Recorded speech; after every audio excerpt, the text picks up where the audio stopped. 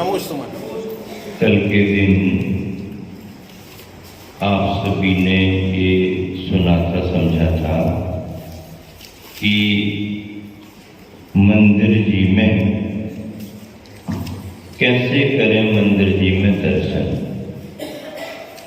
बहुत सी सूक्ष्मताएं भी हैं, बहुत से विषय प्रश्न जिज्ञासाएं भी हैं जो तुरंत में समाधान मिलते कहीं नहीं मिल पाते हैं, लेकिन भावना से, विधि से और एकाग्रता से, मन की तन्मयता, वचनों की तन्मयता, शरीर में एकाग्रता, ये सभी हर क्षेत्र में अनिवार्य होते हैं। एकाग्रता के बगैर कहीं काम होता नहीं है। मंदिर जाने संबंधी कुछ बिंदु कल हमने आपको बताते बताते छोड़ दिए थे, लेकिन समझ लें क्योंकि विषय तो सब वही है। अभिषेक की बात प्रारंभ करें कि पहले मंदिर अच्छे से पहुंच तो जाए। मंदिर ही अच्छे से नहीं पहुंचेंगे तो फिर अभिषेक कैसे करेंगे। देखो, प्रातः काल स्नान करें और शुद्ध वस्त्र पहनकर ही मंदिर जी में दर्शनार्थ जाएं। मुख किसी तरह से जूठा ना हो, मुख शुद्धि करके ही मंदिर में जाए। ये बहुत अनिवार्य बातें हैं। घर से देव दर्शन के लिए चरण पड़ते ही मन में नमोकार मंत्र का उच्चारण करें, भावना पाए।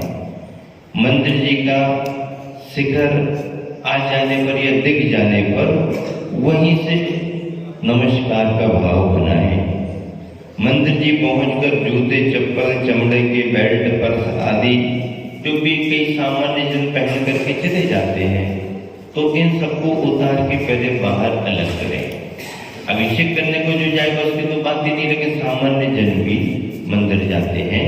यदि इस तरीके से जा रहे तो इन सबको पहले अलग करें, हाथ वगैरह धो करके फिर जिनालय में प्रवेश करें।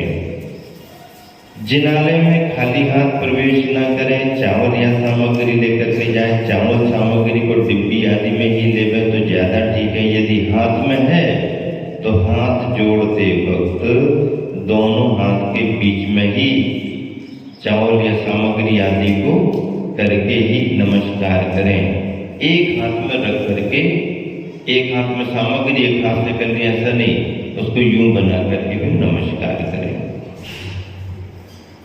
ओम जय जय जय निश्चयी निश्चयी कह करके मंदिर में प्रवेश करें। निश्चयी का अर्थ मैं प्रवेश कर रहा हूं, इसका संकेत होता है। किसके लिए संकेत? दृश्य जो है वो तो दिखाई दे रहे, अदृश्य कोई भी देवी देवता आकर के अपनी भावना से, सम्यक दर्शन के भाव से पूजन, वंदना, स्तुवन के लिए आ सकते हैं। आसपास रहते होंगे तो आ जाते हैं, हमें दिखाई नहीं देंगे और वो अपना काम करके जाएंगे। यदि ऐसी कोई अदृश्य शक्ति या देवी देवता कुछ आकर के भगवान की भक्ति कर रहे हैं और उनको कुछ पता न पड़े और हम सीधे पहुंच जाए तो व्यवधान होता है।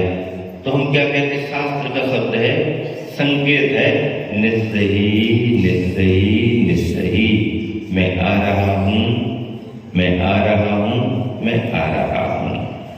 यदि ये मालूम हो जाए तो फिर वो अपने हिसाब से, हाँ, फिर बाधा नहीं होती है। आप किसी के घर जाते हैं तो एकदम सीधे अंदर चले जाते हैं या कुछ पहले घंटी वगैरह बजाते हैं, क्या करते हैं? घंटी जैसा स्टैंडर्ड हो तो घंटी बजा देते हैं, दरवाजे, और घंटी मालूम नहीं है तो साकल बजा देते हैं, दरवाजे पर हाथ लगा देते हैं, उनको अंदर संकेत दे देते हैं कि हम आ रहे हैं। ये बहुत अच्छी बात है, हम आ रहे हैं, ये संकेत होना ही चाहिए। जब वहां पर ये संकेत हो जाता है तो फिर हमें वो बाधक नहीं बनते बल्कि सहयोगी बनते हैं। और सब कुछ अपना करने के बाद जब हम निकलने लगे तो पुनः एक भावना पा करके असही असही असही, ये शब्द विशेष रूप से हम लोगों को भी मूलाचार आदि में ऐसा देखा गया, किसी प्राचीन गुफा में अंदर जाएं, किसी अपरिचित स्थान पर जाएं, किसी जगह जंगल में नए स्थान पर जंगल के लिए जाएं, शौच आदि का विकल्प हो तो उस स्थान पर पहले निश्चय ही कहते हुए जाओ। अपरिचित स्थान है, कौन वहां रहता है उनको क्या पता। नहीं वहां कोई बिल्डिंग थोड़ी है, वहां कोई झोपड़ी थोड़ी दिख रही है। अरे बिल्डिंग और झोपड़ी तुम्हें चाहिए पड़ती है, बाकी तो वो कहीं भी रह सकते।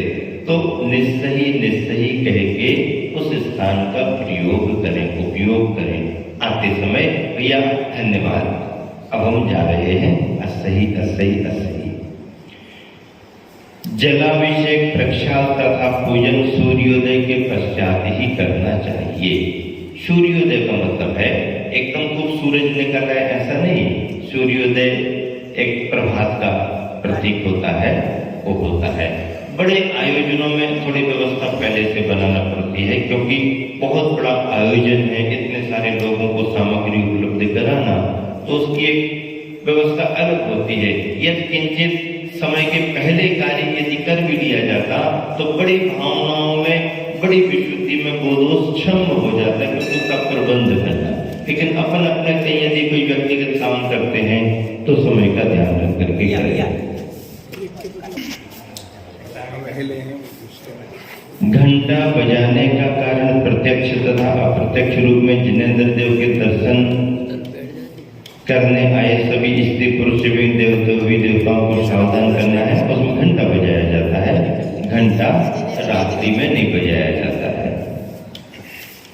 केवल प्रतिष्ठित प्रतिमाएं और यंत्र ही पूजनीय होते हैं। प्रतिष्ठित प्रतिमाएं और यंत्र ही पूजनीय होते हैं, केवल उन्हीं को नमस्कार करें। मंदिर में बने हुए चित्र तथा लगी हुई तस्वीरों को अर्घ नहीं चढ़ाना चाहिए। मंदिर में जो भी चित्र वगैरह बने हैं या तस्वीरें लगी हैं, उनको देख करके स्मरण करके उन क्षेत्रों की वंदना तो कर सकते हैं, लेकिन उनको अर्घ वगैरह चढ़ाने का विधान नहीं है। वो दर्शनीय है, पूजनीय नहीं है, देखने योग्य है। देव दर्शन के बाद 3 परिक्रमा अवश्य लगाएं तथा पंचांग नमस्कार भी अवश्य करें। पंचांग नमस्कार, अपने यहाँ पर पंचांग नमस्कार की व्यवस्था है, अष्टांग नमस्कार की नहीं। अष्टांग यानी साष्टांग लेट गए। कोई भावुक व्यक्ति लेट जाए तो ज्यादा बातचीत नहीं करना, उसको तर्क वितर्क नहीं देना, वो भावुक है उसने कर लिया। लेकिन बहुतायत पद्धति के अनुसार पंचांग में क्या होता, दोनों पैर मुड़े हुए होते हैं, दोनों हाथ मुड़े होते हैं और सिर झुका लिया जाता। गैया जैसे बैठती है ना, गाय बैल जैसे बैठते, दोनों पैर, उसके तो 4 पैर होते हैं, तो 2 हाथ मान लो, 2 पैर मान लो उसके, तो 4 और सिर। पंचांग नमस्कार गवासन से कहलाता है। ऐसी पंचांग नमस्कार की व्यवस्था है। वापस आने से पहले गंधोदक अवश्य लगावे। वापसी पर असई 3 बार बोले। वेदी के सम्मुख पहुंचकर निम्न लाइन बोलते हुए नमस्कार करें। ओम नमः सिद्धेभ्यः, ओम नमः सिद्धेभ्यः, ओम जय जय जय, नमोस्तु नमोस्तु नमोस्तु, लमोरी हंताड़ आदि आदि चत्तारी मंगल। फिर उसके बाद आपको जो स्तुति आती हो, पाठ आता हो, वो भी कर सकते। ये मंदिर जी में जाकर के भगवान के दर्शन करने की विधि है। मंदिर कैसे जाएं और मंदिर जी में जाकर के भगवान का दर्शन कैसे करें, इसमें और जितनी विनय आप रख सको और जितना दूसरे का ख्याल रख सको, मतलब इस रूप में कि हमारी वजह से किसी को बाधा ना हो और हमें पूरा दर्शन का लाभ मिल जाए, अच्छे से मिल जाए, तो ये सभी मंदिर जी में भगवान के दर्शन करने की विधि पद्धति सावधानियां जो है, ये हमारे को पुण्यार्जन विशेष कराती है। वही क्रिया दूसरा कर रहा, वही क्रिया हम कर रहे, हम सावधानी से, एकाग्रता से, विशुद्धि से कर रहे, तो वही कार्य करने में हमें पुण्य ज्यादा लगेगा, उसको थोड़ा कम क्योंकि लापरवाही से कर रहा। चलिए आज का संदर्भ है कैसे करें अभिषेक। नोट करें अगले पेज पर। नया पेज होना, कैसे करें अभिषेक। बहुत अच्छा विषय है, कैसे करें अभिषेक। कुछ बिंदु पहले नोट कराए देते हैं ताकि उस पर आपको चर्चा सुनने मिलेगी। अगला बिंदु नोट करें, अभिषेक पूजन का अनिवार्य अंग है। अभिषेक पूजन का अनिवार्य अंग है। अभिषेक पूजन का अनिवार्य अंग है।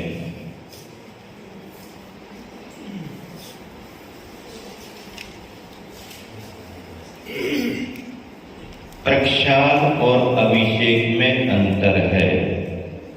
बहुत अच्छा बिंदु है, प्रक्षाल और अभिषेक में अंतर है।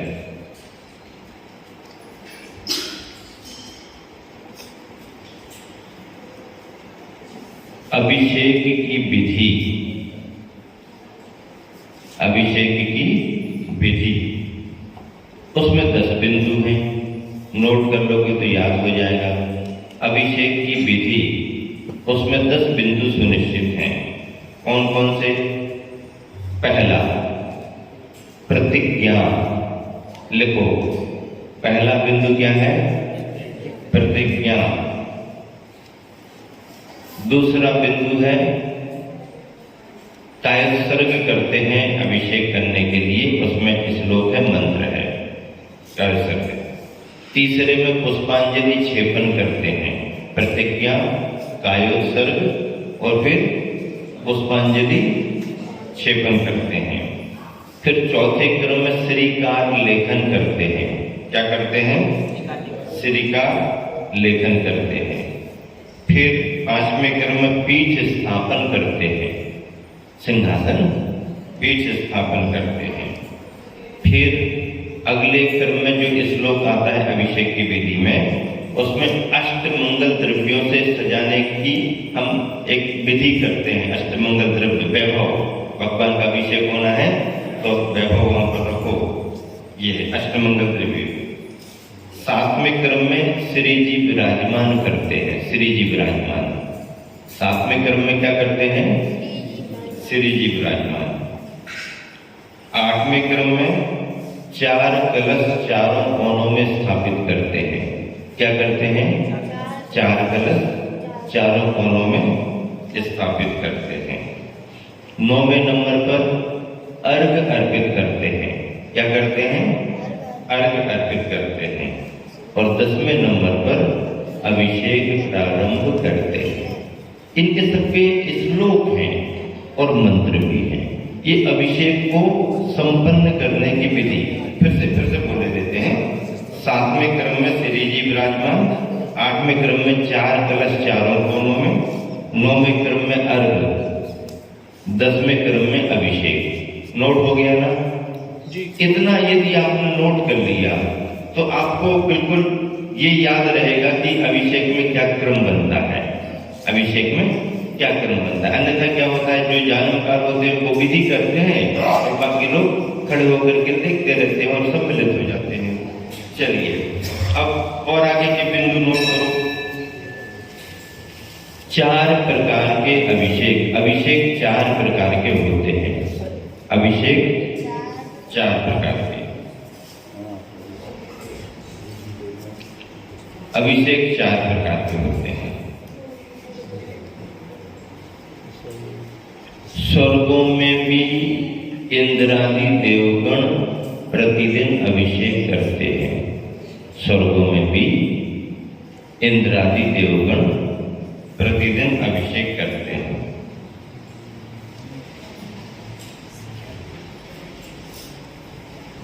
सुमेरु पर्वत पर होने वाला अभिषेक जन्माभिषेक है, जिनाभिषेक नहीं। सुमेरु पर्वत पर होने वाला अभिषेक, नोट करो, सुमेरु पर्वत पर होने वाला अभिषेक जन्माभिषेक है, जिनाभिषेक नहीं। जिनाभिषेक और जन्माभिषेक में अंतर है। महिलाएं और देवियां अभिषेक नहीं करती। महिलाएं और देवियां, इंद्रानियां अभिषेक नहीं करती।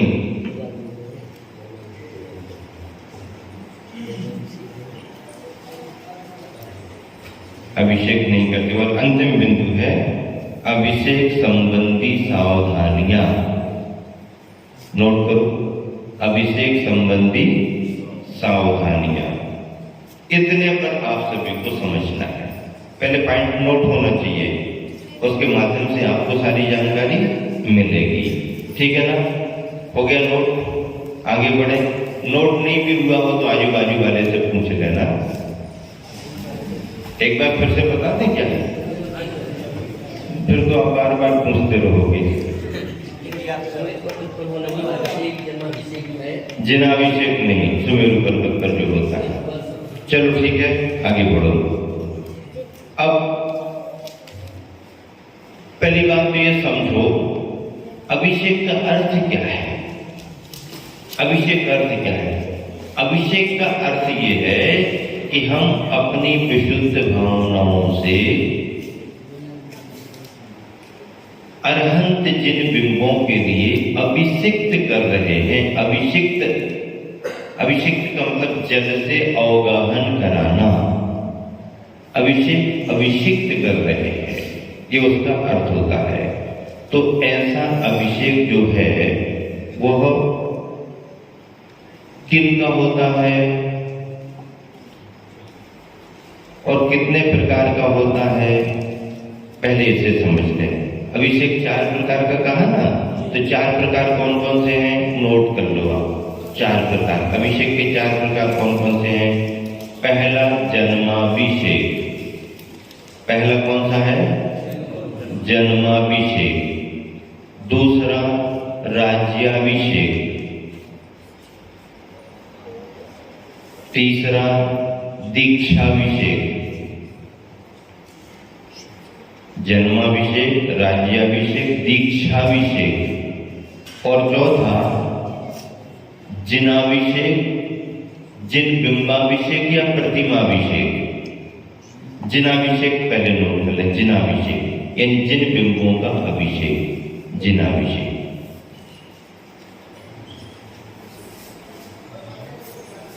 ख्याल में आ गया? जिनाभिषेक। अब जन्माभिषेक क्या है? तीर्थंकर भगवंतों के जन्म के नियोग में अभिषेक होता है। पंचकल्याणक देखते हैं, सब जानते हैं। स्वधर्मेंद्र आकर के अपनी इंद्रानी से प्रसूति का गृह से माता के यहाँ से बाल शिशु को बाहर लाते हैं, मायामयी वहां विराजमान करा देते। तो उस शिशु को ऐरावत हाथी पर स्वधर्मेंद्र लेकर के जाता है। स्वधर्मेंद्र हाथ में लेकर के जाता है। ईशान सानत कुमार, ईशानेंद्र छत्र लगाता है। सानत कुमार और महेंद्र दोनों तरफ से चवड़ ढोलते जाते हैं। ऐसे वैभव के साथ सुमेरु पर्वत पर जाकर के भरत क्षेत्र के जितने तीर्थंकर होते हैं 24 जैसे हैं, तो उनका पांडुक शिला पर अभिषेक होता है। ऐरावत क्षेत्र के तीर्थंकरों का अलग शिला पर होगा। पूर्व विदेह, उत्तर विदेह, दोनों विदेहों के अलग अलग वहां के नियोग हैं। भरत क्षेत्र के जो भी तीर्थंकर होंगे पांडुक शिला पर। तो अपने यहाँ अभिषेक में पांडुक शिला की कल्पना आई है। आई कि नहीं आई? मंदिरों में पांडुक शिला, पुराने समय में वही सुरपति ले अपने शीश जगत के या पांडुक शिला विराजा। तो वो भावना एक बहुत अच्छी है, लेकिन वो भावना जन्माभिषेक के रूप में एक कल्पना करके, चित्रण करके होती है। मंदिरों में हम जो अभिषेक करते हैं वो जन्माभिषेक नहीं है, वो जिनाभिषेक है। जिन प्रतिमाभिषेक, प्रतिष्ठित प्रतिमाओं का अभिषेक है। और प्रतिष्ठित प्रतिमाओं का ही अभिषेक होता है। अब प्रतिष्ठित प्रतिमाओं का नहीं होता, फोटो का नहीं होता, यंत्र का हो जाता है क्योंकि उसमें मंत्र है। इस तरीके से तो सबसे पहले जन्माभिषेक, जो बाल शिशु तीर्थंकर उस समय संयमी नहीं है, असंयम है, फिर भी जन्म कल्याण का नियोग साधने के लिए सौधर्मेंद्र इस क्रिया को करता है।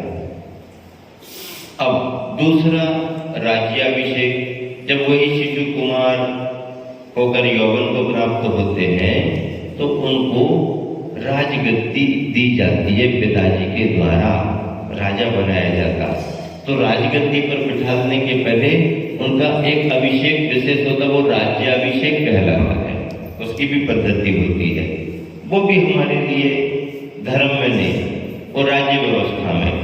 फिर जब वही तीर्थंकर राजपाट करते करते वैराग्य भाव को प्राप्त होते हैं तो जब दीक्षा लेने का संकल्प उनका हो जाता है तो उस समय इंद्र आकर के फिर उनको अंतिम स्नान कराता है।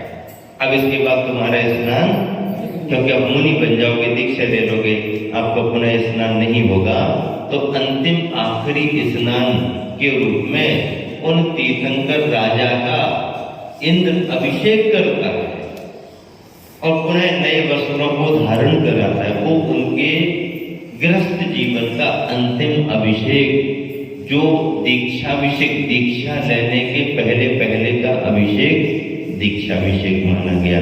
ये तीनों अभिषेक अलग हो गए। अब आप जो मंदिर में अभिषेक करते हो, ये ना जन्माभिषेक है, ना राज्याभिषेक है और ना दीक्षाभिषेक है। ये कौन सा है? वही मुनि महाराज दीक्षा लेकर के ध्यान करते करते जब केवल ज्ञान प्राप्त कर लेते हैं और धर्मोपदेश देकर के सर्वत्र विहार करते हैं और अंत में अंतिम ध्यान करके मोक्ष को प्राप्त करते हैं, तो जो मोक्ष को प्राप्त हो चुके हैं अरहंत भगवान, सिद्ध बन चुके हैं, अब उनके अरहंतों के गुणों का स्मरण करके उनकी अरहंत अवस्था की स्थापना हम बिंबों में करते हैं। बिंब किसके बनते हैं? बिंब या तो धातु के बनेंगे या पाषाण के बनेंगे। धातु और पाषाण के अलावा नहीं, लकड़ी के बिंब नहीं, मिट्टी के बिंब नहीं। पाषाण में सामान्य पाषाण हो सकता है या बेशकीमती रत्न हो सकते हैं, रत्न हीरा मोती, पन्ना पुखराज, नीलमणि, जो भी है कीमती वो है तो अभी सब पत्थर, पाषाण ये तो है।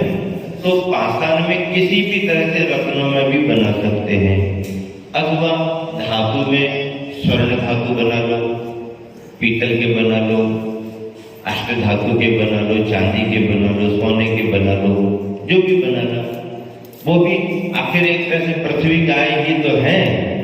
तो धातु या पाषाण, प्लास्टिक के भगवान नहीं, मिट्टी के भगवान नहीं, लकड़ी के भगवान नहीं, ये सब नहीं। तो ऐसे जो प्रतिष्ठित जिन बिंब हैं, पंच कल्याणों का आरोपण करते हुए जिन्हें प्रतिष्ठित किया गया है, ऐसे प्रतिष्ठित जिन बिंबों का अभिषेक किया जाता है। अभिषेक क्यों किया जाता है? ये प्रश्न यदि हम आपसे करें तो उत्तर दे सकते क्या? अभिषेक क्यों किया जाता है? कोई कहेगा महाराज वो दिन भर में धूल वगैरह लग जाती है ना, तो साफ सफाई करने के लिए किया जाता है। नहीं, जो व्यक्ति ये उत्तर देता है कि मंदिरों में जो भी अभिषेक होता है वो साफ सफाई के लिए होता है, तो गलत है, उत्तर गलत है। नहीं, फिर भी देखने में आता है कभी कभी प्रतिमा पर कुछ गिरा पड़ा रहता है, धूल भी लग जाती है, तो उसकी सफाई भी तो करते हैं। हाँ, सफाई भी करते हैं। तो उसके लिए क्या कहते हैं? उसके लिए हम प्रक्षाल कहते हैं। पहले प्रक्षाल कर दिया जाता है, साफ सफाई। पहले अच्छे मृदु वस्त्र से हवा करके कोई जीव जंतु बैठा हो तो उड़ जाए, दिखते नहीं है बैठे रहते, उसको उड़ा दिया गया, साफ कर दिया, कपड़े से पोंछ दिया और फिर थोड़ा सा जल लेकर के, ये सब प्रक्षाल है। इस प्रक्षाल में अभिषेक की विधि नहीं है, ये प्रक्षाल सामान्य है। आपको नमोकार मंत्र पढ़ना है, ये करना है, वो करना है, ऐसा करो, विधि करो, इसकी कोई प्रक्षाल में थोड़ा सा कुछ अपने भावनात्मक पाठ पढ़ लो और अपने जल से साफ सुफ कर लो प्रक्षाल। कई लोग करके देते हैं कि धूल धक्कड़ साफ करने के लिए ही प्रक्षाल है, अभिषेक अपने आप पर नहीं है, अभिषेक जैन आगम सम्मत नहीं है, ऐसा कहते हैं लोग। किताब भी निकली एक छोटी सी, ये सब गलत है। अभिषेक आगम सम्मत है। प्रक्षाल करो, प्रक्षाल का निषेध नहीं है, लेकिन प्रक्षाल से अभिषेक की पूर्ति नहीं होती है, प्रक्षाल से केवल साफ सफाई होती है। चलो ठीक है, जहां पर हमने मूर्तियां बनाई वहां पर साफ सफाई के रूप में प्रक्षाल कर लो। अब स्वर्गों में मूर्तियां हैं, अकृत्रिम जिनालय है सब जगह, वहां पर तो धूल धक्कड़ है नहीं, फिर वहां पर अभिषेक क्यों होता? नंदीश्वर दीप 8वां दीप है, वहां पर कोई धूल भूल धक्कड़ वक्कड़ कुछ नहीं है वहां पर, फिर वहां पर अभिषेक की विधि क्यों है? क्यों कराया जाता वहां अभिषेक? इंद्रादिगण अष्टानिका में जाकर के ठाट बाट से क्यों अभिषेक करते, क्यों करते? अभिषेक जो है, अभिषेक केवल साफ सफाई नहीं है, अभिषेक पूजन का अनिवार्य अंग है। अभिषेक किए बगैर पूजन अधूरी मानी जाएगी।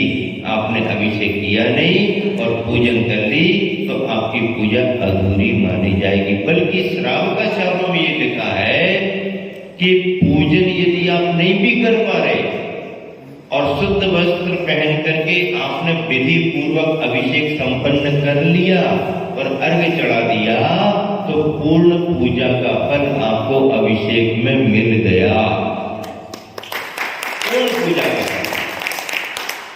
पूर्ण पूजा का फल आपको अभिषेक में मिल गया। क्यों?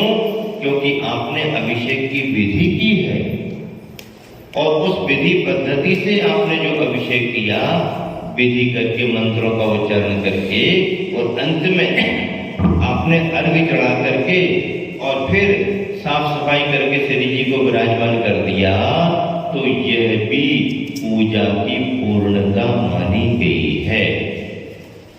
इतना करके भी यदि कोई निकल जाए 9 बार नमोकार मंत्र पढ़ के, तो उसने कुछ गलत नहीं किया। जल्दी में है इतना करके चला जाए, अच्छी बात है। समय है तो इतना करके नहीं जाना, फिर और आगे का करके जाना। समय है तो रुकना ही चाहिए।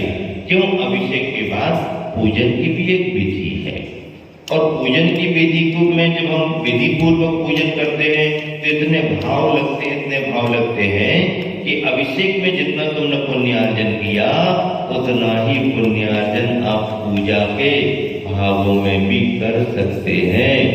तो अभिषेक जो है पूजन का एक अनिवार्य अंग है। जो लोग अभिषेक को महत्व न दे करके अभिषेक का निषेध करते हैं और ये कहते हैं कि अभिषेक आगम सम्मत नहीं है, उन्हें अभी सभी शास्त्रों को अच्छी तरह से पढ़ना चाहिए। यदि शास्त्रों का उल्लेख नहीं होता या प्राचीन अनादि अनिधन परंपराएं नहीं होती तो मनुष्यों को धर्म ध्यान करने के लिए विधि नहीं बनाई जाती। नंदीश्वर के तीनों अष्टानिकों में नंदीश्वर द्वीप में पूरा स्वर्ग खाली होकर के चला जाता करते हैं। अन्य अकृत्रिम जिनालयों में भी अभिषेक पूजन ठाट बाट से होते रहते हैं।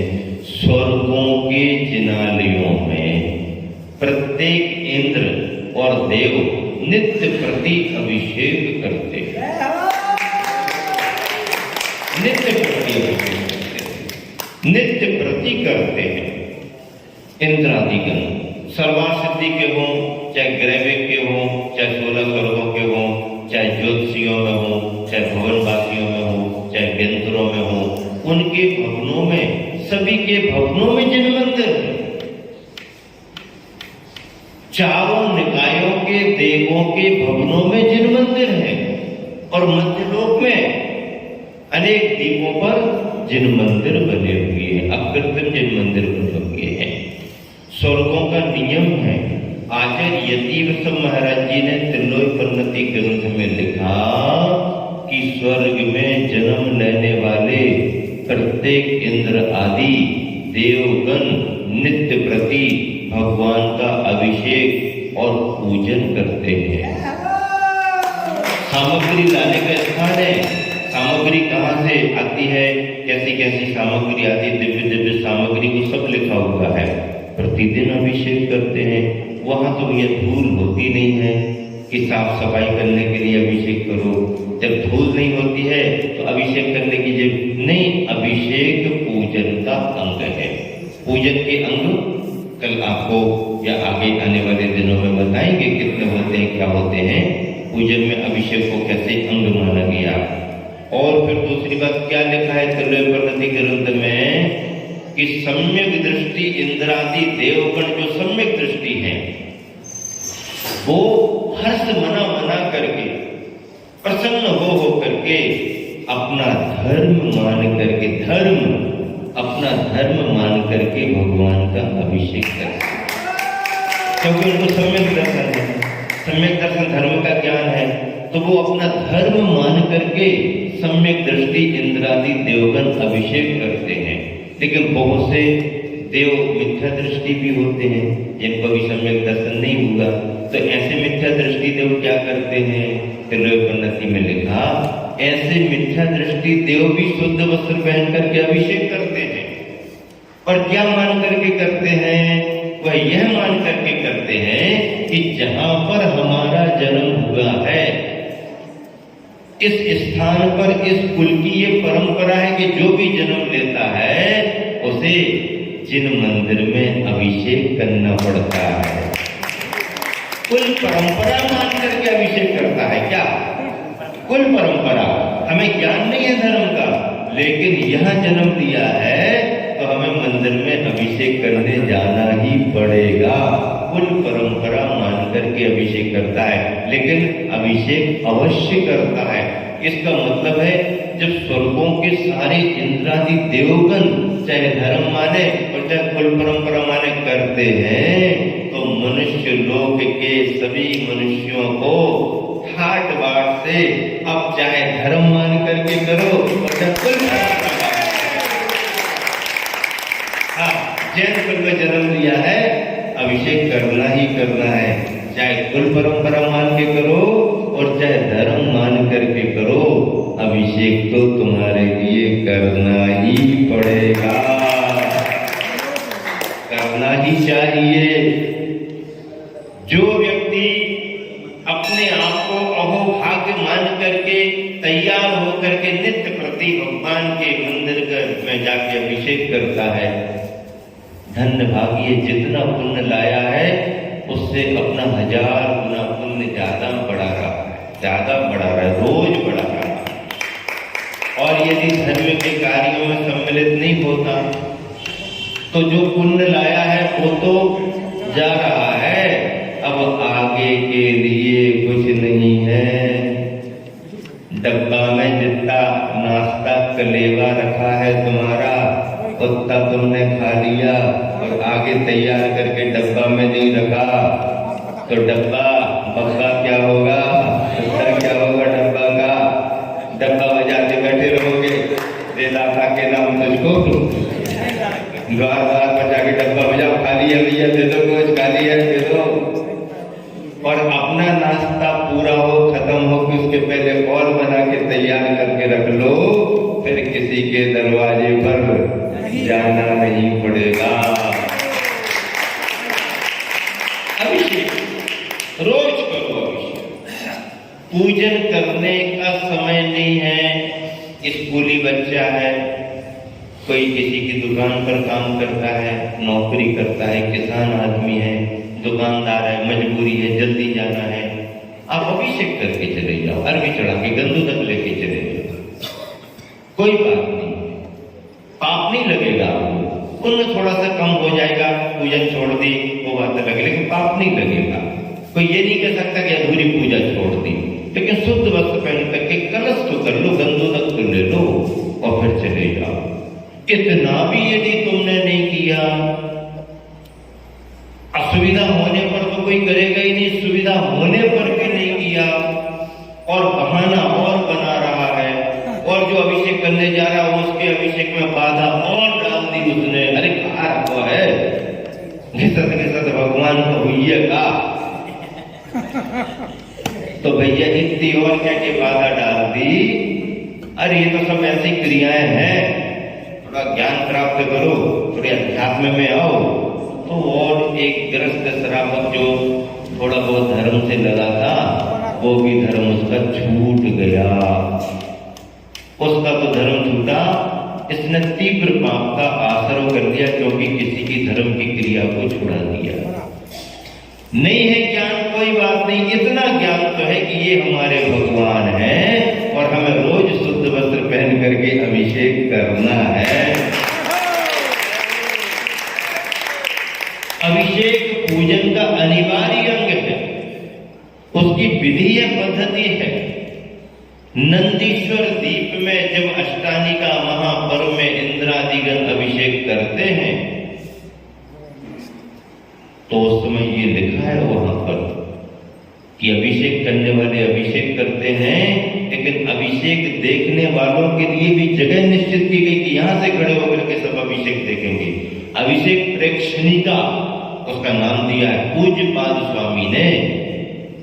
नंदीश्वर भक्ति में अभिषेक प्रेक्षणिका, जहां पर खड़े होकर के शेष सभी जन अभिषेक को देखें और अभिषेक की अनुमोदना करें। इंद्रानियां जिस समय अभिषेक होता है, इंद्र अभिषेक करते हैं, देव अभिषेक करते हैं, तो इंद्रानियां और देवियां तालियां बजा करके अनुमोदना करती हैं, तालियां बजा करके अनुमोदना करती हैं और भावना भाती है कि भगवान जैसी पात्रता इन लोगों को अभिषेक करने की प्राप्त हुई है, मुझे भी ऐसी ही पात्रता प्राप्त हो और मैं भी स्वर्ग के देव इंद्रादि बन के अभिषेक आपका करूं, ऐसी भावना भाती है। सुमेरु पर्वत पर जब जन्माभिषेक होता है, सौधर्मेंद्र करता है, ईशान सानत कुमार महेंद्र करते हैं, शेष देवगण करते हैं। जल कहाँ से आता है? बड़े मंदिर के कुआं से आता है कि कहां से आता है? क्षीर सागर से। अब क्षीर सागर अपन कैसे जाएंगे? तो आपने बड़े मंदिर में कुआं खुदवा दिया और बता रहे थे अभी जब हम वंदना करने दर्शन करने गए तो बोले महाराज बहुत परेशान हो रहे थे, खुदाई चालू हो गई, पानी नहीं निकल रहा था। फिर कैसे निकल गया भैया पानी? कहने लगे आचर सी सिलवानी चढ़ा गए थे तो हम लोग गए, आचर श्री को कहा आचर श्री बड़े बाबा का अभिषेक करने के लिए जल नहीं है, पानी पीने को मिले ना मिले चल जाएगा, पीने को ना भी मिले तो चल जाएगा, पर भगवान के अभिषेक के लिए तो शुद्ध जल चाहिए है। और आचार्य श्री को पता इतनी खुदाई हो गई है, अभी पानी आने को है, आ नहीं रहा है, क्या करें? आचार्य श्री ने कहा चिंता नहीं करो, बड़े बाबा के अभिषेक को जल कम नहीं पड़ेगा, बड़े बाबा के अभिषेक को जल कम नहीं पड़ेगा। और आचार्य श्री के मुख से वचन निकले और कहते हैं यहाँ पर खुदाई करी तो दो दो छिरें निकल आई और ऊंचाई पर है, जबकि नीचाई पर ज्यादा गहरे में पानी निकल रहा, ऊंचाई पर तुम्हारे यहाँ जल्दी पानी निकल गया। अरे भगवान के अभिषेक के लिए भावना तो भाव आएगा ही आएगा। और केसरी के कुओं के सभी पानी का TDS निकलवाया, क्षारीयता निकलवाई, सबसे कम क्षारीयता तुम्हारे बड़े मंदिर के कुएं में और एक इस तरफ के कुएं में है, एक इस तरफ के कुएं में और बाकी कहीं कहीं ज्यादा है। भगवान के अभिषेक को कमी नहीं पड़ेगी। अब भावना तो भाव बहुत अच्छा, स्वच्छ जल है, निर्मल जल है, खूब जीवानी करो और भगवान का अभिषेक करो। बोरिंग के पानी से नहीं करना, सामान्य नल के पानी से नहीं करना। हाँ, यदि कहीं पर पानी नहीं है, वाटर लेवल बहुत डाउन है, मिलता नहीं है, लोग तर्क वितर्क करते आजकल के कुएं खराब हो गए, कुओं का पानी न पीने योग्य है न अभिषेक करने योग्य है। हाँ, जिन कुओं का पानी खराब हो गया पीने योग्य भी नहीं, अभिषेक करने योग्य, हम कहाँ करें खराब पानी, लेकिन साफ सुथरे जल वाले कुएं आज भी हैं, आज भी हैं। नहीं है तो आप बनाओ, मेहनत करो, दुनियादारी के तमाम काम करते हो तो अभिषेक के लिए शुद्ध जल की व्यवस्था भी करो। कैसे करें महाराज? अरे जिन कुओं में कचरा पड़ा है उन्हीं को यदि साफ सुथरा कर दिया जाए, निकाल दो और पानी निकलने लगे, वो ठीक हो जाते हैं। अपन यूज नहीं करते जल का, इसलिए पड़े रहते, खराब हो जाते, कचरा गिर गया निकाला नहीं, पानी निकलता रहता, साफ रहता, फिर नया कुआं बनवा लो। और महाराज जी इतने गहरे गहरे कैसे बनाए? तो बड़े कुएं मत बनाओ, बोर वाले कुएं बना लो, 12 इंच का कुआं बना लो, 10 इंच का, 8 इंच का कुआं बना लो। इतने छोटे कुएं में क्या होगा? छोटी सी बाल्टी, लंबी पाइप लाइन, अपने डाल दो, निकल आएगा। महाराज जी बहुत गहरा होगा, कैसे खींचेंगे? खींचने की निशानी है, जीवानी यंत्र लगा लो। जीवानी यंत्र में पानी में बिजली का संबंध नहीं है, वो तो आपकी बाल्टी नीचे जा रही है, भर गई और मशीन ने ऊपर उठा दी। मशीन केवल नीचे जाने के लिए और ऊपर लाने के लिए लगी है, जल में मशीन नहीं है, जल में मशीन से पानी का घर्षण नहीं है। लेकिन जो बोरिंग मशीन होती है, बोरिंग मशीन पानी में डली होती है, आपने यहाँ से बटन दबाया, मशीन चालू हो गई, अब वो मशीन पानी को ऊपर ऐसा करके घर्षित करके लिफ्ट करती है, अंशना ही पानी पूरा पूरा पूरा पूरा मच गया, घर्षित हो गया। अब ऊपर आने के बाद छानने का मतलब क्या है? अब छान दिया, वो तो औपचारिकता रह गई, लेकिन सही तो वो है कि पानी में रहने वाले जीवों को बाधा ना हो, ऐसा उपाय करें। तो अपनी बाल्टी आराम से डालें, निकालें, अच्छे छन्ने से पानी छाने। पानी छानने का छन्ना कैसा होता है, जीवानी करने की विधि क्या होती, सब लिखिए, श्रावकाचार में सब आपने पढ़ी है। कड़ेदार बाल्टी होती है, उसमें रस्सी लगी रहती है, 2 रस्सियां, और आपने जैसे पानी निकाला और जीवानी को आपको भिजाना है, तो उसमें जाके और उसको बाल्टी को आराम से उल्टी कर देते हैं और वो पानी जीवानी कुएं में चली जाती है। देखिए, जीवानी यदि आप नहीं करोगे, अपने पीने के लिए यदि पानी नहीं छाना, जीवानी नहीं की, और अभिषेक के लिए जीवानी नहीं की, तो जिनवानी पूरी पूरी चर्चा की रह जाएगी। क्योंकि जिनवानी की चर्चा तो बहुत कर रहे हैं, लेकिन जीवानी तो कर ही नहीं रहे। बल्कि मैं ये कहना चाहता हूं कि श्रावकों के द्वारा, श्रावक श्राविकाओं के द्वारा जब तक जीवानी की परंपरा जिंदा बनी रहेगी, श्रावक श्राविकाओं के द्वारा जब तक जीवानी की परंपरा, जीवानी करने की परंपरा जिंदा बनी रहेगी, तभी तक जिनवानी भी जिंदा बनी रहेगी। शास्त्रों में लिखी गई जिनवानी जिंदा कब तक रहेगी? जब तक श्रावक श्रावकाचार का पालन करते रहेंगे और मुनि मूलाचार का पालन करते रहेंगे। मुनिजन मूलाचार का पालन करते रहेंगे तो मूलाचार जिंदा बना रहेगा। श्रावक श्रावकाचार का पालन करते रहेंगे तो श्रावकाचार जिंदा बने रहेंगे। मतलब जिनवानी तभी तक जिंदा रहेगी जब तक जीवानी जिंदा रहेगी। इसलिए जिनवानी हमेशा जीवंत जिंदा बनी रहे। गृहस्थों को पानी छानने की जीवानी करते रहना चाहिए, श्रावकाचार का धर्म है। और मंदिरों में जब शुद्ध जल से, प्राशुद्ध जल से अभिषेक होता है, एक विकल्प और है। कहीं पर पानी बिल्कुल भी कम है तो ऊपर का पानी भी स्टोर किया जा सकता है। हाँ, आप अपनी छत से सोखता बना लें, नीचे जमीन के अंदर पानी को डालें, वाटर लेवल बढ़ेगा। अथवा बारिश के पानी को किसी भी तरीके से अच्छी जगह स्टोर करें, नीचे उसका जो भी है टाका बना लें। टाके में बहुत अच्छे से पत्थर है, मिट्टी है, रेत है डाल करके, और किनारे किनारे मटके में डबलिया में चूना भर करके छेद करके और रख देते हैं। पानी बहुत आराम से 8, 10, 12 महीने तक शुद्ध बना रहता है। गुजरात में, राजस्थान में जहाँ पानी की कमी है, बड़े बड़े टाके बनाकर उसकी पूर्ति करते हैं।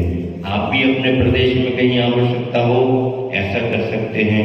सिंटैक्स की जो टंकियां हैं उसमें जो पानी भरा जाता है वो थोड़े समय तो ठीक रह सकता है प्रकृति में, लंबे समय में, क्योंकि प्लास्टिक और पानी की प्रकृति में साम्यता नहीं है। पत्थर, मिट्टी और पानी में साम्यता है, वो लंबे समय तक टिका रह सकता है। तो इन टंकियों का उपयोग सीमित समय के लिए सावधानी से कोई करे तो कोई बात नहीं है, लेकिन लंबे समय तक के लिए नहीं। तो ऐसे टाके बना लें। और टाका जहां बनाया जाता है उस पर धूप नहीं पड़नी चाहिए। हाँ, धूप नहीं पड़ना है। धूप यदि पड़ने लगेगी तो पानी फिर चेंज होना शुरू हो जाएगा। इनको अमृत कुंड कहते हैं। क्या कहते हैं? पंचम काल की अमृत कुंड है, जल कुंड नहीं कहना। कितनी मुश्किल से जल को संभाल करके रखे हैं, तो उस कुंड को हम जल कुंड नहीं कहेंगे, क्या कहेंगे? अमृत कुंड है। उससे हम भगवान का अभिषेक कर सकते हैं। मुनियों के लिए, आर्यकों के लिए आहारदान में उस जल का उपयोग कर सकते हैं, आदि आदि। इस तरह से ये है। ऐसे सिद्धांत को लेकर के अभिषेक किया जाता है। अभिषेक की विधि में क्या बताया? मंत्र, श्लोक लिखे हैं, पहले प्रतिज्ञा करते हैं कि मैं, वो तो सब आपने लिखा है, सुन ले, समझते हैं कि प्रतिज्ञा करते हैं कि मैं अभिषेक करने की प्रतिज्ञा कर रहा हूँ। कायसर करते हैं, पुष्पांजलि क्षेपण श्रीकाल लेखनम, पीठ स्थापन यानी सिंहासन रखते हैं। फिर अष्टमंगल द्रव्य की भावना भाते हैं, है तो विराजमान कर लो, नहीं है तो उसकी भावना कर लो। इसी के साथ श्री जी को विराजमान किया जाता है। श्री जी को विनय पूर्वक, आदर पूर्वक, सम्मान पूर्वक विराजमान करना चाहिए। 4 कलश स्थापित किए जाते हैं। इसी के साथ अर्घ्य चढ़ा करके भगवान की विनय की जाती है। और फिर इस श्लोक को पढ़ करके मंत्र के साथ घंटा बजाते हुए, क्या बजाते हुए? घंटा की ध्वनि होना, ताकि अड़ोसी पड़ोसी को गांव में पता पड़ जाए कि जिनालय के अंदर अभिषेक प्रारंभ हो गया है और आलसी और अज्ञानी लोग उठ करके आ जाएं। समुद्र में देव दुंदुभी क्यों करते हैं? श्रद्धालु धर्मात्मा तो बिना दुंदुभी के आ जाते हैं, वो तो समय के पहले ही आकर के बैठ जाते हैं। लेकिन आलसी है, ज्ञान नहीं है, धर्म के काम में काम चोरी करता है और बाकी काम धंधों में 2 पांव की जगह 4 पांव बना करके दौड़ता रहता है। हाँ, संसार के घर गृहस्थी के काम हो तो 4 पांव बना करके दौड़ेगा, सर्दी गर्मी सब सहन करेगा, क्यों? पैसा कमाना है। अब मंदिर में जाकर के क्या करें? और कहीं ऐसा ना हो कोई बोली और दिला देगा हमारे लिए। जब सबका काम हो जाएगा, अंत में जब सब निकल जाएंगे मंदिर से भगवान और हम बचे, ताकि कोई टोक ना पाए और देख भी ना पाए। और कोई कहते ना, तो कहते दर्शन किए थे। मतलब ये है कि बच करके हट करके काम करना चाहता तो ऐसा व्यक्ति अपने पुण्य को घटा रहा है। बल्कि एक उत्साही धर्मात्मा ऐसा होगा, अरे भाई सबके साथ मिलकर के काम करो, आनंद के साथ काम करो। इस तरह से यह सभी आप सबके लिए महत्वपूर्ण बिंदु हैं। कितनी उम्र में अभिषेक कर लें, ये प्रश्न भी आता है मन में। तो भैया देखो, 8 वर्ष का समय तो है ही, लेकिन 4, 5, 6 वर्ष वाले बच्चे भी जो होशियार और थोड़े अच्छे होते हैं, सावधानी से कर सकते, तो उनको भी प्रोत्साहित करने में हाथ लगवाना, थोड़ा थोड़ा मंत्र के संस्कार डालना। क्योंकि क्या होता है कि अब यदि अपन ने कहा कि अभी नहीं, तो बच्चे मोबाइलों में लगे, इसमें लगे, उसमें लगे, तो दुनियादारी में तो दिमाग उनका शुरू हो गया और मंत्र से अपन ने दूर कर दिया। तो उतनी उम्र तक फिर वो लौट करके नहीं आ पाते। वो तो कच्ची मिट्टी में ही यदि आप कुछ बना दो और पकड़ दो तो फिर वो ढल जाते हैं। तो ऐसे एकदम ऐसा नहीं कि जो अपने तय नहीं कर पाता है, अपने तय शुद्ध आ सकता, खड़ा हो सकता, बैठ सकता, ये है वो है। लेकिन कभी भी यदि छोटा बच्चा है तो उसको उठा करके अभिषेक नहीं कराना। हाँ, छोटे बच्चों को उठा करके अभिषेक यदि मान लीजिए ऊंचाई पर विराजमान किए हैं भगवान, हाइट उसकी कम है, तो आप स्टूल पर खड़े लेकर आ दो, उसको स्टूल पर खड़े करा दो ताकि उसके वहां हाथ पहुंच जाए। लेकिन अपन ने उठा लिया और बच्चा कलश कर रहा, इसमें दोष माना जाता है। ऐसा नहीं, उसकी ऊंचाई कम है, उसको स्टूल पर खड़े कर दो, करा दो, इतना हो सकता है। तो ये है, मतलब 8 का तो नियम है। उसके पहले भी यदि बच्चे सम्मिलित हों और विवेक रखते हैं तो उनको भी थोड़ा प्रोत्साहित करना पड़ता है। इस तरह से ये सभी बिंदु आपके बीच में रखे गए। अंतिम जो बिंदु हैं, जो बहुत आपको मतलब समझने के अभिषेक संबंधी, उनको सुन लें। देखिए, जैन तत्वबोध पुस्तक में सब लिखा हुआ है, अभिषेक संबंधी सावधानियां। अब देखिए, अभिषेक संबंधी सावधानियों में एक बात और आती है, जिनको व्हाइट स्पॉट हो जाते हैं वो करें या ना करें। स्किन चेंज होती है पूरी की पूरी, तो वो करें कि ना करें, इसमें सिद्धांत कुछ नहीं है। सामाजिक व्यवस्था में जहां सम्मति जिस रूप में बन जाए तो वो कर लें। आहार दान की व्यवस्था में वो मुनियों पर डिपेंड रहती है। मुनि महाराज प्रोत्साहित करते नहीं करते, निषेध कर देते हैं, अनुमोदन करें, दूर रहें। लेकिन अभिषेक आदि क्रियाओं में कई बार कई जगह करते हैं लोग, कई जगह मना भी कर देते हैं। अब नियम भी कैसे बनते हैं? नियम भी आजकल व्यक्ति को देख करके बनते हैं। बड़ा व्यक्ति है, वजनदार व्यक्ति है, थोड़ा सा अपना प्रभाव रखता है, तो उसके पक्ष में सब लोग कर तो लेने दो, और सामान्य है, छोटा सा है, तो उसके लिए अलग नियम बनने नहीं कर सकते तुम। तो ऐसा करके यदि नियम बनाए गए, इसमें सही धर्म नहीं बनेगा। चाहे बड़ा हो चाहे छोटा हो, यदि छूट है तो सबको, और यदि बंधन है तो सबको, तो सही तरीके से फिर व्यवस्थाएं चलती हैं। महाराज जियों के पास जब बात आती है तो महाराज जी तो अपने विवेक से निर्णय लेते हैं, लेकिन बिना महाराज जी के भी सामाजिक व्यवस्थाएं चलती रहती है, तो समाज अपने निर्णय करती रहती है। तो कहीं कहीं पर नहीं करते हैं, कहीं कहीं पर कर देते। अब उसमें भी ये देखा जाता है, थोड़े बहुत में क्षम्य भाव रखा जाता है, क्योंकि छोटे बहुत से एकदम बड़ा अपन धर्म ध्यान बाधित ना करें उतना। लेकिन बहुत ज्यादा हो गया, पूरे शरीर पर हो गया, खूब ज्यादा दिखता है, तो मना भी किया जाता है। और मना करना कोई बुरी बात नहीं है, उसको भी समझना चाहिए कि हमारे भावातिरेक में हमारे को देख करके लोग कुछ मना ना कर पाए और हम करें तो गलत परंपराएं चालू हो जाएंगी। इसलिए कोई मना करे तो उसके पहले ही वो मना कर दे कि भैया नहीं, देखो अब हमारा कुछ अशुभ कर्म ही ऐसा आया है, अब आप लोग करो, हम आपकी अनुमोदना करेंगे। ऐसा यदि वो आगे बढ़ के कहता तो और ही अच्छी बात है। अब देखिए, घर के समस्त वस्त्र उतार कर गीली तौलिया पहनकर ही शुद्ध धोती दुपट्टा पहने, शुद्ध धोती दुपट्टा। दूसरी बात है, अभिषेक के वस्त्र यदि आपने अलग ही रख लिए तो सर्वोत्तम है। एक ड्रेस, अब कितनी सारी ड्रेस है, पैंट शर्ट और ये पजामा कुर्ता बना के रख लेते हो। अब एक ड्रेस धोती दुपट्टा आदि एक ऐसी ही ड्रेस रखें कि जो केवल मंदिर के अभिषेक और पूजन के ही काम आती है। उसे पहन करके ना आहार दान दें, उसे पहन करके ना भोजन करें। हाँ, आहार दान और पूजन, पूजन और आहार दान में अपना भोजन ना करें। तो ये ड्रेस रखना कोई बड़ी बात नहीं है। मान लीजिए इतना कोई नहीं भी कर पाता है, और यदि एक ही धोती दुपट्टा है, और यदि वह घर और बाहर मंदिर में भी उपयोग करता, तो कम से कम उसे धो करके शुद्ध तो अवश्य ही करें, और शुद्ध पहन करके ही फिर मंदिर में अभिषेक करें। अभिषेक का जल दोहरे मोटे वस्त्र से छानकर प्राशुद्ध करके ही उपयोग में लेवें। जल प्राशुद्ध होना चाहिए। प्राशुद्ध करने के लिए तर्क वितर्क होते हैं। सबसे अच्छा तरीका तो ये है कि जल को गर्म कर लिया जाए, उसी में प्राशुद्ध बना आता है। थोड़ा सा गर्म करते हैं, वो अभिषेक गंधोदक के समय तक का 6 घंटे तक के लिए हो जाता।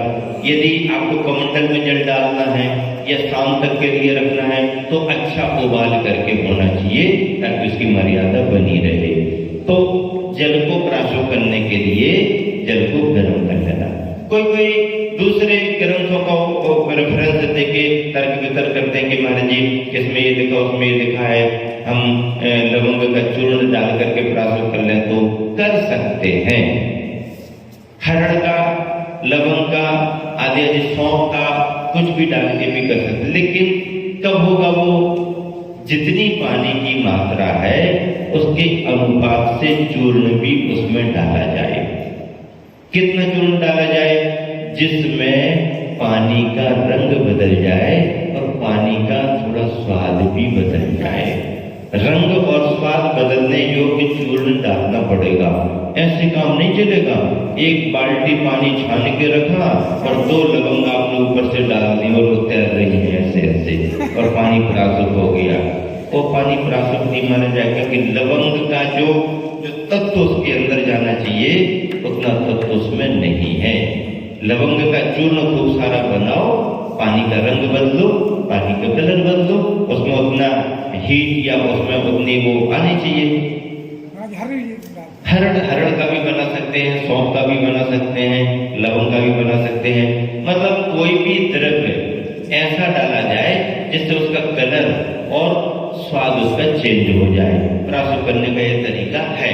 अच्छा, ये तो अभिषेक के लिए है। पीने के लिए भी, पीने में वही चीज डालना पड़ेगी जो पीने में तुम्हारे लिए अनुकूल बैठे, लेकिन इतनी मशक्कत करने की अपेक्षा गैस रखो मंदिर में और पराशुद्ध कर लो, खत्म काम, पराशुद्ध हो गया। सबसे अच्छा तरीका है।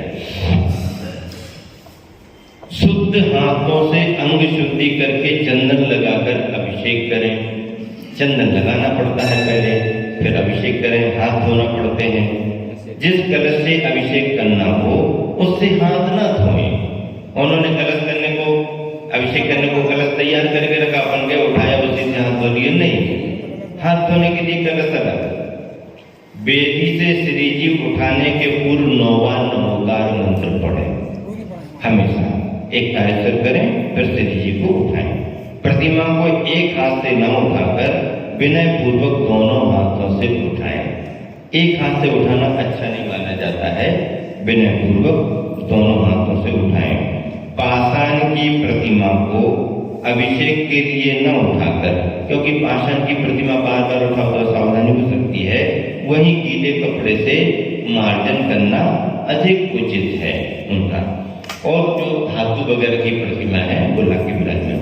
वस्त्र को श्री जी के चरणों पर रखकर अभिषेक ना करें, पानी ना फैल जाए, इसलिए प्रतिमा पर एक कपड़ा थोड़ा सा लगा दिया और थोड़ा सा कर लो। अरे ये क्यों, ऐसा क्यों? नहीं, पानी ज्यादा ना फैल जाए, तो फैल ना जाए उसके लिए बर्तन का इंतजाम कर लो, लेकिन अच्छे से तो करो। कपड़ा दिगंबर प्रतिमा पर साफ सफाई के लिए तो ठीक है, अब अभिषेक की विधि कर रहे और प्रतिमा पर कपड़ा रख दिया, नहीं, कपड़े को नीचे लगाएं। नीचे नीचे प्रतिमा के नीचे तो लगा सकते हैं, ऊपर नहीं, पैरों पर नहीं। और फिर या तो आप अपना ऐसा इंतजाम कर लें कि जहां पानी यदि थोड़ा जाए भी तो सुरक्षित रहे। गंदोदक भी फैलना नहीं चाहिए ना, ये सावधानी रखना पड़ती है। आपने अभिषेक कर दिया, गंदोदक फैल गया, उसमें भी दोष रहता है। फिर थोड़े से जल, कई लोग बिल्कुल थोड़ा सा 2 बूंद ही डाल करके कर देते हैं। अरे 2 बूंद में क्या होगा, थोड़ा कम से कम प्रतिमा पूरी भीग तो जाना चाहिए ना।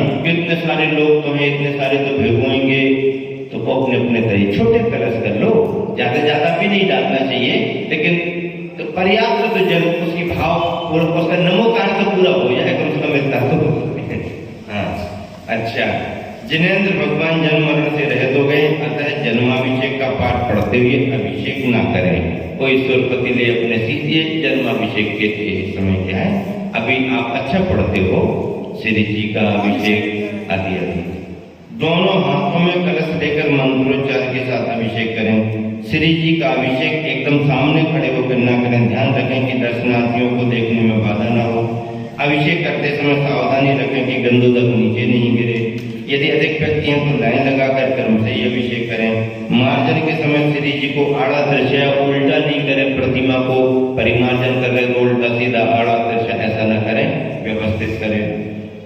श्री जी के परिमार्जन करने का वस्त्र स्वच्छ धुला होना चाहिए, साफ सुथरा होना चाहिए, बल्कि बाजार के वस्त्र न होकर के जो हथकरघा के निर्दोष अहिंसक पद्धति से तैयार हो रहे हैं जिसमें वो बाजार का धागा नहीं लगा हुआ है, जिस धागे को नॉनवेज तरीके से तैयार करते हैं, ऐसे हथकरघा के वस्त्रों का मंदिरों में उपयोग करें, अहिंसक तरीके से करें। अभिषेक करने के बाद श्री जी को परिमार्जन करके वेदी में विराजमान कर अर्घ्य चढ़ाने के बाद गंधोदक लेना चाहिए। बिना हाथ धोए गंधोदक नहीं लेना चाहिए और गंधोदक लेने में अपनी अंगुलियां बार बार न डाल करके चम्मच रख करके चम्मच से निकाल करके अपने हाथ में लेने का करना चाहिए। चम्मच रख करके अंगुलियां नहीं डालना चाहिए, क्योंकि सबके हाथ अलग अलग होते हैं। कोरोना के समय में तो एक बहुत अच्छा प्रयोग हुआ कि उन्होंने ऐसी टंकी जैसी कैन जैसी बना के रख दी, उसमें गंधोदक और टोटी लगा दी। तो टोटी थोड़ी सी खोलो और उतने ही गिरेगा, उतने ही छेद है कि उतना गंधोदक मिला, बंद कर दो और अपने हाथ दूर धो लो, मतलब उसमें जाने का काम ही नहीं।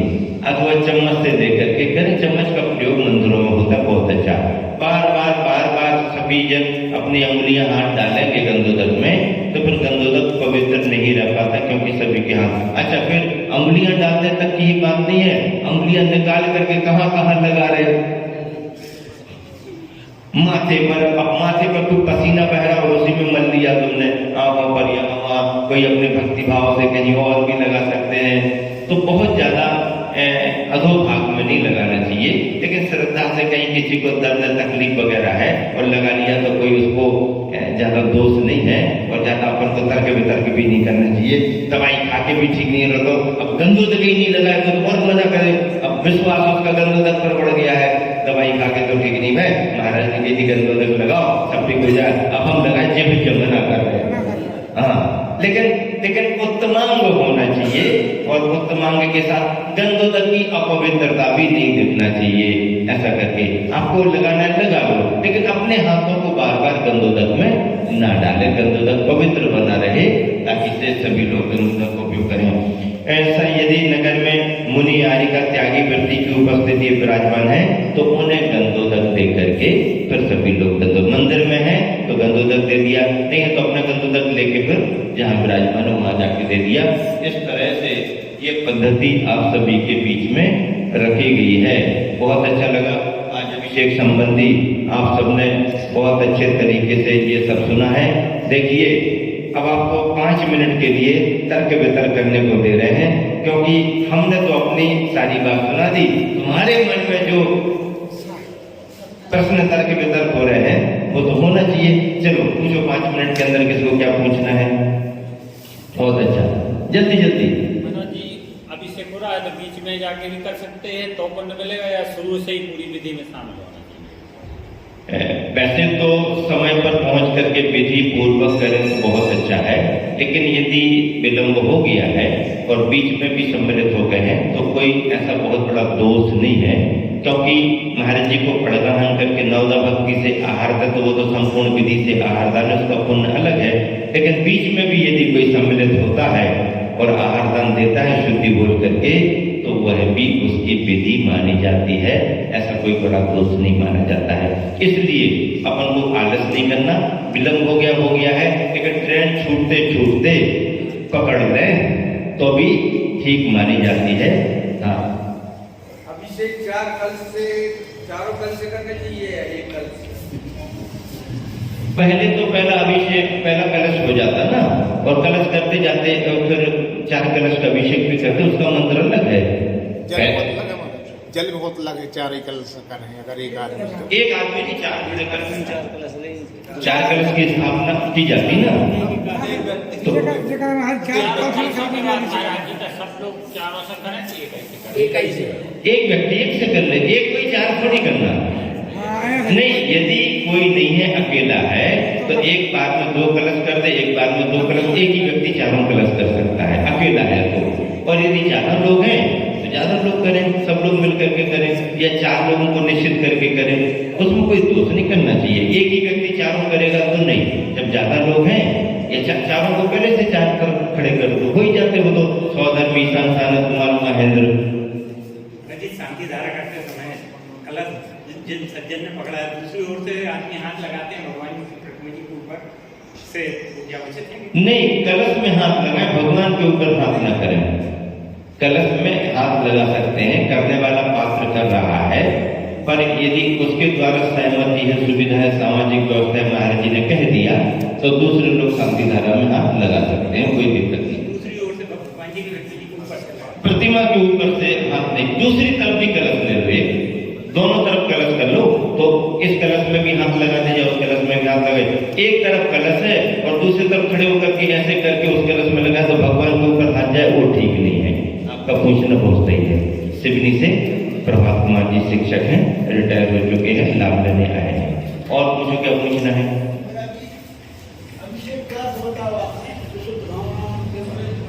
है? हाँ। नहीं, अभिषेक का अर्थ अभिषिक्त करना, जो प्रतिमा विराजमान है या जिसका हमको करना है, निवन करना है। निवन एक प्रारंभिक क्रिया है और धार्मिक भाव से हम करते हैं। सामान्य में निवन कहलाता है स्नान कराना, लेकिन जब धार्मिक क्रिया को हम मंत्रों के साथ करते हैं तो वह अभिषेक माना जाता है।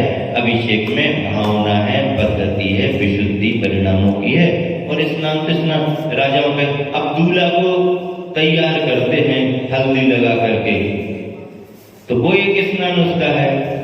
और यहाँ भगवान की प्रतिमा का अभिषेक करे, वो स्नान है। स्नान इसलिए कह दिया जाता है कि जल है, अभिषिक्त कर रहे हैं, लेकिन अभिषिक्त होने की क्रिया में अभिषेक विशेष है। अभिषेक हो रहा है और शांति लोग बात पूजा करते हैं, मतलब जैसे अभिषेक चल रहा है, शांति चल रही है, गलत है कि सही? नहीं, देखो अभिषेक शांति धारा में कई बार विधि और समय को देख करके करते हैं, लेकिन किसी को जल्दी है और कोई यदि जल्दी करके जाना चाहता तो वो अपनी पूजा बाहर बैठ के या अलग से कर ले। लेकिन अभिषेक में सम्मिलित नहीं होना है, शांति धारा का महत्व नहीं है इसलिए हमें सम्मिलित नहीं होना है, ऐसा सोच करके अलग से यदि करेगा तो उसकी विधि अधूरी मानी जाएगी और उसके अपने मन की विधि मानी जाएगी। शास्त्र सम्मत विधि नहीं है। शास्त्र सम्मत विधि तो वही है कि अभिषेक हो, शांति धारा हो, फिर पूजन हो। ठीक है, जो जन सामूहिक रूप से अभिषेक शांति धारा पूजन करते हैं वो करते रहे। जिनको सामूहिक रूप से ना करके अलग से अपने मन के, अपने भाव के हिसाब से करना, तो उनको भी कुछ कहने की आवश्यकता नहीं है। भगवान का मंदिर है, जिसको जिस विधि पद्धति से करना है अपना अपना अलग अलग से करते रहे। तुम शांति धारा इतने जोर से पढ़ो, माइक लगा के शांति धारा पढ़ो ना, तुम्हें कौन मना कर रहा है? उसमें अपन किसी को मना ना करें, लेकिन आपको यदि ऐसा लगता है कि बहुत तेज आवाज में हम शांति धारा भूल जाते या कोई अभिषेक पाठ भूल जाते, तो आप अपने एक छोटा सा माइक लगा लो ना। हालांकि लाउड स्पीकर उतारे जा रहे हैं लेकिन वो बाहर के ज्यादा हल्ला करते हैं, अपने मंदिर के अंदर अपने करते रहो, ऐसा लगा ताकि सबको अच्छे से आवाज सुनाई दे। बढ़िया है, कोई दिक्कत नहीं है। व्यवस्था नहीं हो तो हम करवाए देते हैं, है ना व्यवस्था। माइक लगा के करो ना शांति धारा, क्या दिक्कत है? ठाट बाट से करो। हाँ, यही तो अष्टमंगल द्रव्य है। वर्तमान के अष्टमंगल द्रव्य क्या है? झारी लोटा वो तो बीजना हुआ लगे, इसके तो यही है। भगवान का वैभव बढ़े, प्रभाव ना बढ़े। अच्छा, लोगों को जानकारी मिले तो जल्दी आ जाते। हो गया ना समाधान? ठीक है ना? और कुछ एक